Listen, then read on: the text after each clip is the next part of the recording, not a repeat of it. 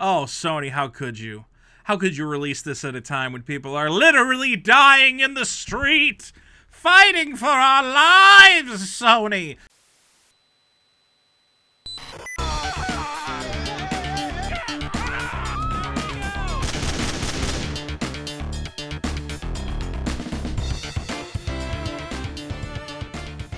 Hi, everybody. It's your boy Vito. How you doing? I'm doing okay. I'm doing all right. Strange time, sure. Strange time. Lot going on. Though, I'm worried, frankly. I'm worried that some of us are beginning to lose our grip on reality. Now, there's many reasons for that. Obviously, there's an ongoing global crisis. A very exciting political landscape is forming. Sure, there are many excuses as to why it can be hard to maintain a grip on the realm of reality. But I think if you are a writer, if you are a journalist, someone whose job it is to inform the public accurately and fairly, you have a particular duty to perform that job with professionalism and to keep us grounded, to keep you, yourself, and your readers grounded in a world of truth and not get distracted by complete nonsense. Which is why this article, frankly, maybe I take things too seriously. I don't know. I'm always a doom and gloom type guy. I see an article like this and I think the world has gone insane. What is happening? I shouldn't be surprised. I shouldn't be surprised anymore at the insanity of today's so-called journalists. And I like journalists.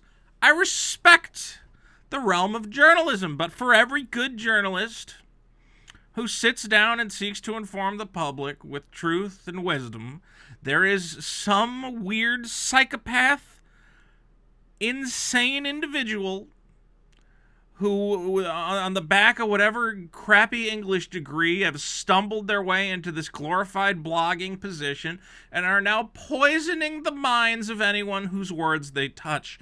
This is monumentally stupid. This is so stupid that I cannot even begin to process it. Now, Vito, what are you talking about, you must be saying? Vito's talking about a journalist. What is this? Some political screed, some editorial, perhaps, that proposes warfare on a grand scale. It's a review of the fucking PlayStation 5. Sucker, who are you people? So here's the deal. PlayStation 5's coming out. What do you do with a hardware review? It's a very simple thing. A new toy is coming out. A new piece of plastic and technology for people to enjoy. And without getting too into his review right away, let's be clear. Yes, there are different functions that a journalist can serve. Some journalists are on the ground in Baghdad, being shot at as they report on a great conflict, on a great war that is taking place, and the courage we must find to rise up against our enemies. Yes, there's a time and place for that kind of journalism. Or to muckrake and to find, horrific abuses of power within industries. There's a time for that kind of journalism. And then there's a time for simple, informative product information. Okay, the realm of the consumer review. What does a consumer review seek to do? It seeks to inform consumers, those who have money, about whether or not their money will be wisely spent on this particular gizmo or gadget. What you should be doing is expressing to me the quality of the gadget, what functionality it allows for, how well it accomplishes that functionality, and whether you would be proud to own one or ashamed to put it on your shelf. That's not glorious. I understand that, journalist. I understand that you got in this profession thinking you were going to save the world. But you work for Kotaku. You review video games. This is your function. Maybe someday you'll be out there winning Pulitzer Prizes. But until that time, you need to slow your roll and prove that you can perform this most basic of functions. Should I buy a PlayStation 5? Well, Let's see what Ian Walker thinks. Ian Walker for Kotaku.com with PlayStation 5, the Kotaku review. I'm sitting at my desk, staring at the PlayStation 5 looming over my entertainment center. A bit too grandiose for the small piece of Target furniture that holds all my gaming stuff. Wondering how I'm going to review this thing. Okay. It's a big old thing. It's a big piece of hardware, Ian. I understand. It's imposing.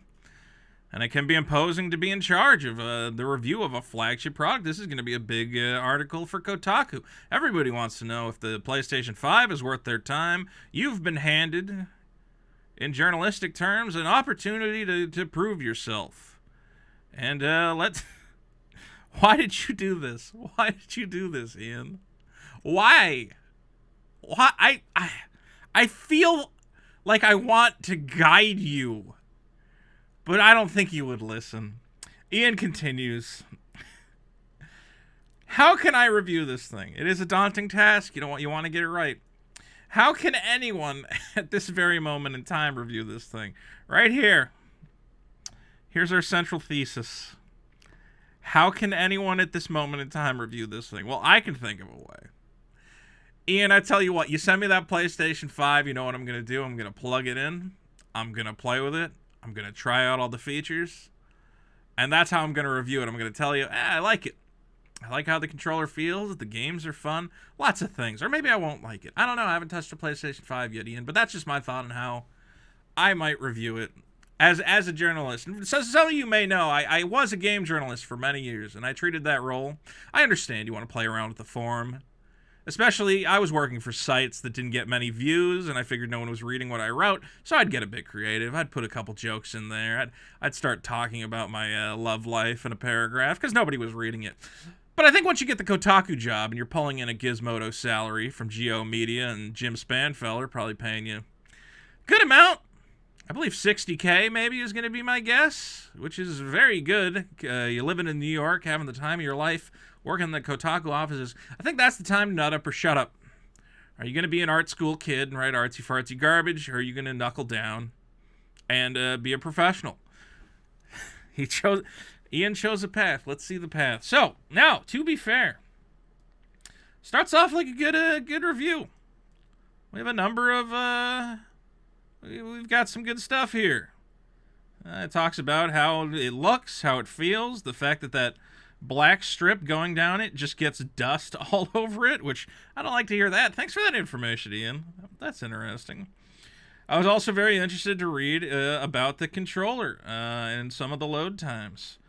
Some games do run better on the PS5 than the PS4. Good to know. And he's they tested some load times here, as we can see on the PlayStation 5, which has a solid-state drive. It is loading much faster than on the PlayStation 4. Wow, Borderlands 3, only 80 seconds to load as opposed to 222. That's a big improvement. See, this is information I need as a consumer. This is helpful. Talking about frame rates, I liked the stuff he says about the controller, about the new haptic triggers that provide some real pushback, pushing a gun. Pulling a trigger is the way you phrase that. Pulling a trigger feels different than, breaking open a cube or pushing a crate. I like that. That's very interesting. Here we go. Everybody strapped in. Everybody ready for this fucking nonsense? I'm losing my mind. Ian, you're not helping. I know you think you're helping us by providing this information. You're helping me lose my mind. Here we go. But does it really matter? Yes, it does. I need to know. I want to know about the SSD and the frame rate and how the controller feels. That is important to me, but you don't think so. This review has spent 3,000 words talking about the PS5, the most I've written about anything. What? I didn't know that. What do you mean that's the most? You've never written more than 3,000 words on a topic? What are you talking about? You're a journalist. Yes, you have. That's a confusing statement. It's as good a video game console as there's ever been. The combination of HD video, frame rates, high-end graphics, ray tracing SSD. It's a next-gen successor to the PS4. All right. Reading this, it makes me not mad, not upset. I mean, upset, I guess. Just, I don't know how to put into words how this makes me feel. It's an absurdity. What has happened to society? I think back in the day when you got a job writing for, what do you call it? consumer reviews or whatever that magazine's called, and they tell you to review a blender, you didn't sit down and be like, how can I connect this to the war in Vietnam? You didn't do it. You had the common sense. But now we enable this kind of idiotic, shoegazing, indie hipster nonsense. Here we go. The world's still reeling under the weight of the COVID-19 pandemic. Sure. There are more Americans out of work right now than at any point in the country's history. No relief in sight. Sure. Our healthcare system is an inherently evil institution. Okay, that's a bit of a stretch. That forces people to ration life-saving medications like insulin and choose suicide over suffering. Why am I laughing? Choose suicide over suffering with untreated mental illness. Sure. Those are all terrible things. I'll keep reading this before I get mad. I'm getting mad. As I'm writing this, it looks very likely that Joe Biden will be our next president. That's good for you. You like that. I like that. You're not a Trump guy. You should be celebrating with your new PlayStation. But it's clear that the worst people aren't going away just because a new, had to do it, old white man is sitting behind. Actually, that's a funny sentence. New old white man. Yeah, that's, what do you call it? When two words don't work next to each other. See, I'm losing my language because of you, Ian. You're frying my brain that I can't come up with the contradiction. That's not even the word. You're destroying my ability to think with your nonsense. Okay, there's a new old white man. The new old white man sitting in behind the Resolute desk. Better than the old new white man. Well, at least not this old white man. All right, you saying Biden's not going to change it? What are you saying? Was Bernie going to be better? Is that what we're saying? You need Yang, baby. All right, anyway. Our government is fundamentally broken in a way that necessitates radical change rather than incremental electoral. Can I remind everybody, in case you stumbled, you're listening to this and you're like, what is this again? This is a review of the PlayStation 5. I'd just like to remind you of that. I'd like to put that, bring that back up. This is a review of the PlayStation 5. And we're talking about how we do not enjoy the idea that a new old white man is in charge. Get rid of the white men. The harsh truth is that for the reasons listed above and more, a lot of people simply won't be able to buy a PlayStation 5 regardless of supply. That's fine. Yeah, a lot of people can't buy a video game console at launch. You don't need to buy a video game console at launch. It's not necessary. You play the old one. There's nothing coming out at launch anyway. Calm down. It's not a big deal. If they can, concerns over increasing austerity in the United States and the growing threat of widespread political violence supersede any enthusiasm about the console's SSD or how ray tracing makes reflections more realistic. Look.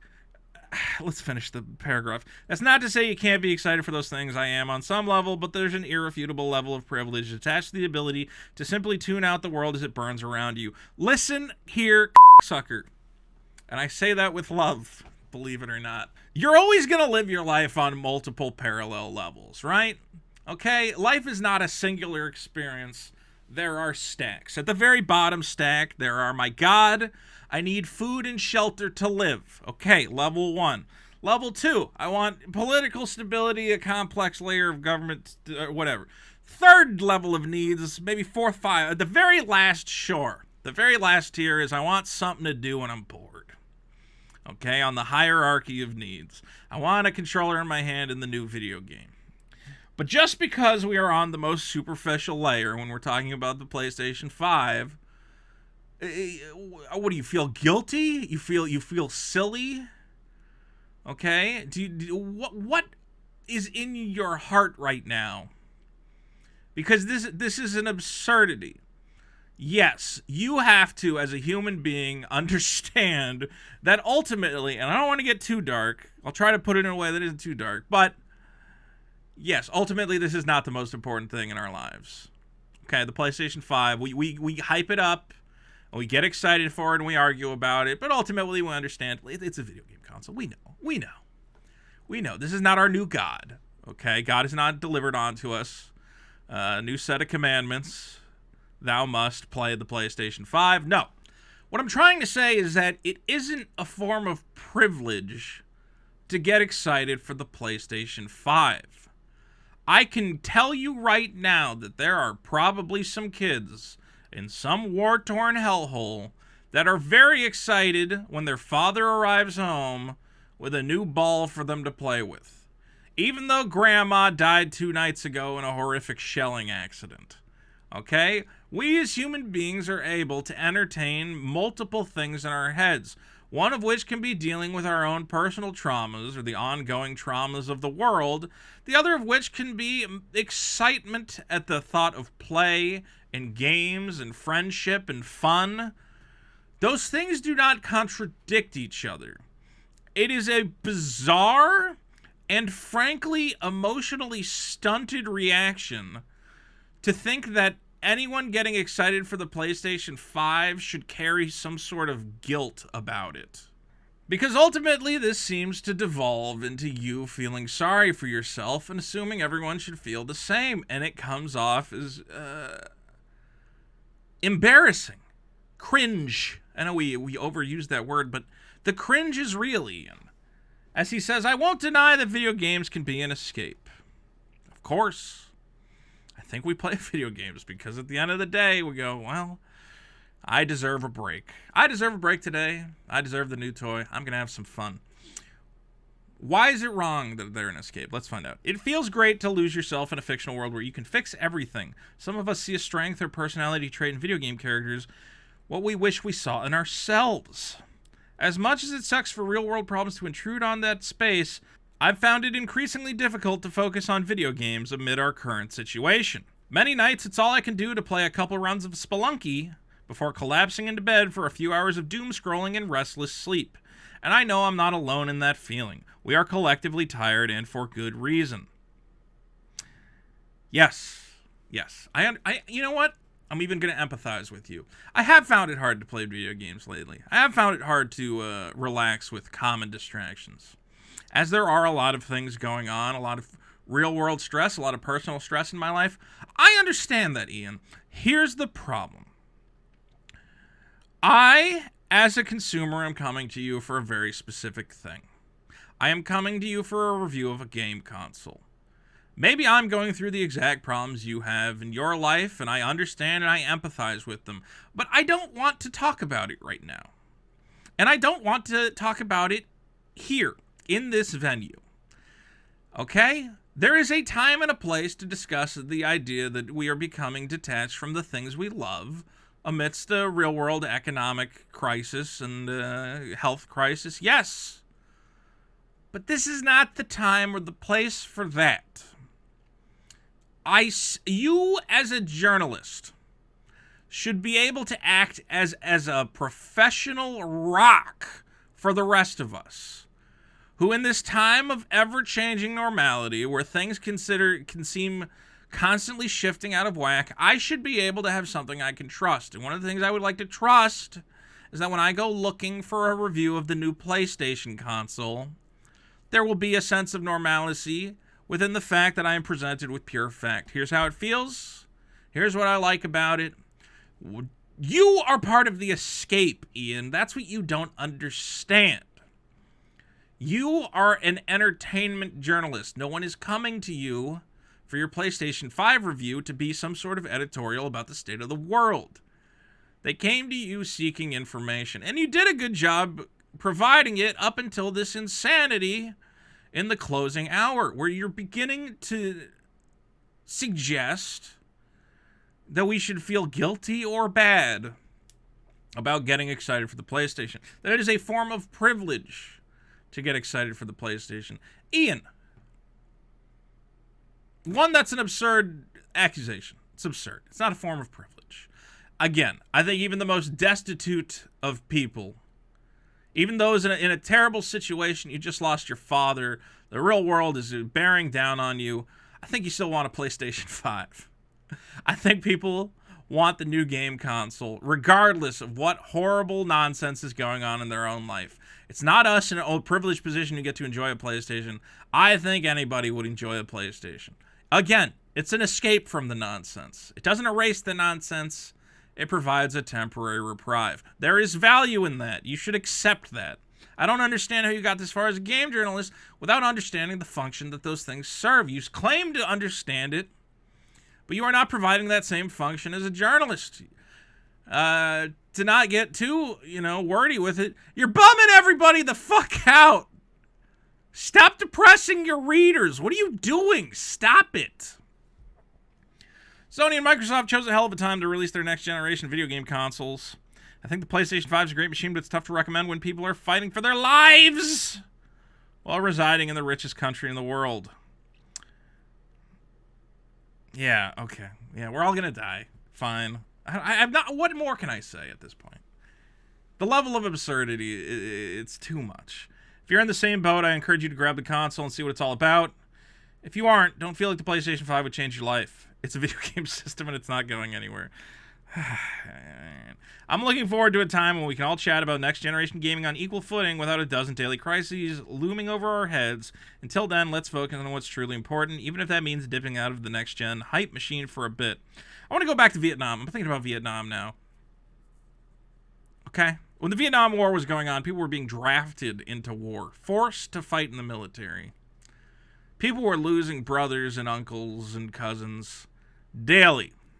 Do you think the magazines at the time said we cannot possibly inform the consumer about whether or not this orange juicer is good or bad because orange juicers are irrelevant in this time of great crisis? You're talking about this as if this is the most imperiled time in the history of our nation. And let's also, we're getting away from the fact that the PlayStation is being released worldwide. It's not being released only in America. It is very odd that you were looking at this. I mean, obviously the health crisis is global, but I believe Kotaku is read worldwide. It's bizarre of you to say, I can't believe Sony would release this in America at a time. It's going to everyone. Why would everyone need to have their console delayed because America has a fraught political landscape? And regardless, I hate to say it, what's going on right now? We have a contentious election. Okay, we have the two political parties fighting with each other, bickering. There is not warfare in the street. Okay. Yes, there's been rioting, there's been scuffles, and there have been some deaths. I'll even admit to that. If you think this is the lowest point in our country's history, you've lost your mind. I'm sorry. It's not the middle of World War II. This isn't the Great Depression. This isn't the Vietnam War. Okay, everybody's getting a little sick. Okay, and not to downplay it, but we're all getting a little sick. We're all having trouble finding work. Sure, it sucks. But to say that we all of a sudden have to abandon our journalistic integrity and we can't talk seriously about the PlayStation 5 because toys are only for the privileged, everyone else is suffering in the great proletarian uprising or whatever the hell you want to say, this is insanity. Ian, I swear to God, this is the most embarrassing thing I've read in probably, I don't know. And I read the article about the guy who said Evangelion was about Trump. Okay, this is more embarrassing than that. If I was you, I would disown this immediately. I would get on here and go, you know what, guys? I've lost my fucking mind. I had a lot going on that day. Drank some weird coffee that a strange man on the bus gave me. Put some thoughts in my head. Let's take out that last paragraph and let me perform my duty as a professional game journalist correctly. I'm going to give you the facts. I'm going to give you the information you need to make an informed purchasing decision. If you want to feel bad about what's going on in the world, there's plenty of editorial pages you can go to. That's not my function here. Ian Walker for Kotaku.com. That's what I would do. I know you are not going to do this. I know you look at this and you think, what a powerful thing I've written. What a powerful thing I've written to suggest that video games are stupid, nonsense, pointless escapism. And what really matters right now is who won this election or our broken healthcare system, whatever else. I know you're the most genius intellectual who ever existed, and we should all bow at our knees and be so glad that we have been graced by the word of the divine Ian Walker. Buddy, you're living in a fantasy in your own head. You are not going to save the world with your PlayStation 5 review. All you have done is cringed us into a hole. I want to scream at the thought that this exists. It is an absurdity beyond words. Kotaku, whatever editor-in-chief got this and looked at it and said, I like this. Can we expand on the paragraph where you shame people for having the privilege to get excited for a PlayStation 5? Stop. Quit. Kotaku has become nothing. It is nonsense. I have in the past defended you at numerous turns. I have tried to say, well, for all the morons who work there, at least they got guys like Jason and Tim putting out good stuff. Those guys are gone. The only people left are the true psychopaths like Ian Walker. Your reputation is nonsense. And honestly, Jim Spanfeller, owner of Gizmodo Geo Media, it is my sincere hope that you will look at this insanity that you have unleashed upon the world and clean house. None of these people seem capable of writing a simple, factual, professional article. It is just nonsensical editorializing that who is reading this, who is enjoying this. I'll say this. You know what? If it's working, if the advertisers keep pouring in, if you keep getting views on the content, ignore the fat white man. I don't know what I'm talking about. Maybe you've cultivated an audience that likes to feel bad about themselves while reading a PlayStation 5 review. I don't get it. I think anyone who's reading this is losing brain cells by the moment. Every word they read. I pity your audience for enjoying this schlock. Something is wrong with them. Something is wrong with you. And I pray to God that you'll stop. Ladies and gentlemen, what do you think? Do you feel bad about getting excited for the PlayStation 5? Is it a form of privilege to get excited for video games?